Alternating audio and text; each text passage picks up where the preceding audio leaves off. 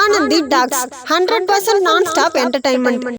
தமிழ் திரையுலக ரசிகர்களை மிரட்டிய சைக்கோ கில்லர்கள். கோலிவுட்டில் வெளியான படங்கள்ல சிறந்த 8 சைக்கோ கில்லர் படங்கள் மற்றும் இந்த படங்கள்ல கொலைகாரரா நடிச்ச நடிகர்கள் பத்தி இந்த வீடியோல பார்க்கலாம். சிகப்பு ரோஜாக்கள் 1978 இயக்குனர் பாரதி ராஜா இயக்கத்துல நடிகர் கமல் நடிக்க வெளியான படம் தான் சிகப்பு ரோஜாக்கள். இந்த படத்துல கமல்ஹாசன் பெண்களை காதலிச்சு கொள்ளுற சைக்கோ கொலைகாரனா நடிச்சிருப்பாரு. மூடு பனி 1980 பாலு மகேந்திரா இயக்கத்துல பிரதாப் போத்தன் ஷோபா நடிச்ச ஒரு திகில் படம். இந்த படத்துல மனநலம் குன்றிய சைக்கோ கொலைகாரர் பிரதாப் போத்தன் நடிச்சிருப்பாரு.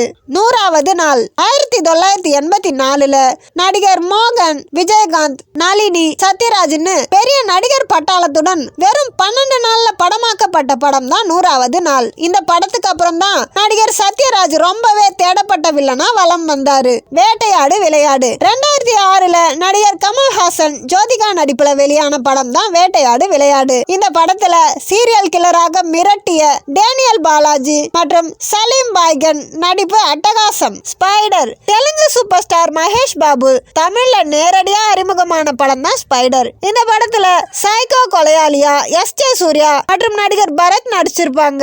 ராட்சசன் நடிகர் விஷ்ணு விஷால், அமலாபால் நடிப்புல வெளியான கடந்த 2018ஆம் ஆண்டு ரிலீஸ் ஆன படம் தான் ராட்சசன். இந்த படத்துல நடிகர் சரவணன் பள்ளி மாணவிகளை வெறுக்கும் சைக்கோ கொலையாளியா நடிச்சிருப்பாரு. சைக்கோ கடந்த 2020 நடிகர் உதயநிதி நடிப்புல வெளியான படம் தான் சைக்கோ. சைக்கோ கொலையாளிகளுக்கு பின் உள்ள இருண்ட வாழ்க்கை பத்தி பேசிய இந்த படத்துல சைக்கோவா ராஜ்குமார் பிச்சுமணி நடிச்சிருப்பாரு. போர் தொழில் நடிகர் அசோக் செல்வன், சரத்குமார் நடிப்புல 2023 ரிலீஸ் ஆன படம் தான் போர் தொழில். இந்த படத்துல சுனில் சுகந்தா அவர்கள் குழந்தை முகம் கொண்ட ஒரு சைக்கோ கொலையாளியா நடிச்சிருப்பாரு. இது போன்ற என்டர்டைன்மெண்ட் தகவலை தெரிந்து கொள்ள நமது ஆனந்தி டாக்ஸ் சேனலை சப்ஸ்கிரைப் செய்யுங்க.